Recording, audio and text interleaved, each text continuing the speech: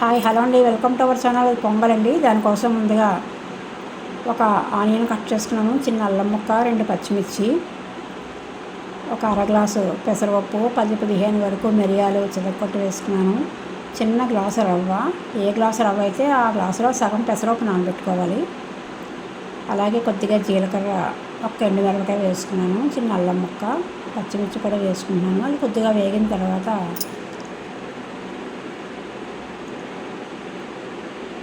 మరీ ఎక్కువ వేగనవసరం లేదు, పచ్చిమిరపకాయలు కూడా.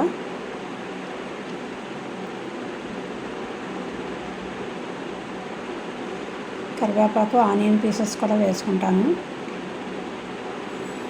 ఒక గ్లాసు రవ్వకి 6-7 గ్లాసుల వరకు వాటర్ పడుతుందండి. అదే బియ్యపు రవ్వ, కొత్త బియ్యం రవ్వ అయితే మీకు 5 గ్లాసులు సరిపోతాయి. నేను వాడేది కొంచెం పాత బియ్యం రవ్వ, దానికోసం వాటర్ ఎక్కువే పడుతుంది. దేనికైనా 6 గ్లాసులు కంపల్సరీగా వేసుకోవాలి. వాటర్ వేసుకుని, నా చిన్న గ్లాస్ కాబట్టి ఆ చిన్న గ్లాస్కి 1 స్పూన్ మాత్రమే సాల్ట్ వేసుకోవాలి, కొద్దిగా పసుపు వేసుకుంటాం. ఇది మార్నింగ్ బ్రేక్ఫాస్ట్కి చాలా బాగుంటుందండి. పిల్లలకు కూడా ఆరోగ్యకరమైనది.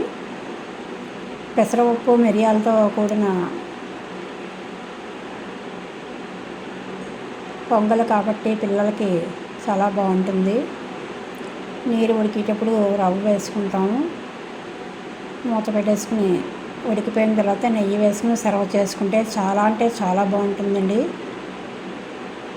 ప్రతి ఒక్కరూ కూడా ప్రయత్నం చేయండి. మీకు నచ్చినట్లయితే లైక్ చేయండి, షేర్ చేయండి, సబ్స్క్రైబ్ చేయండి. నమస్తే.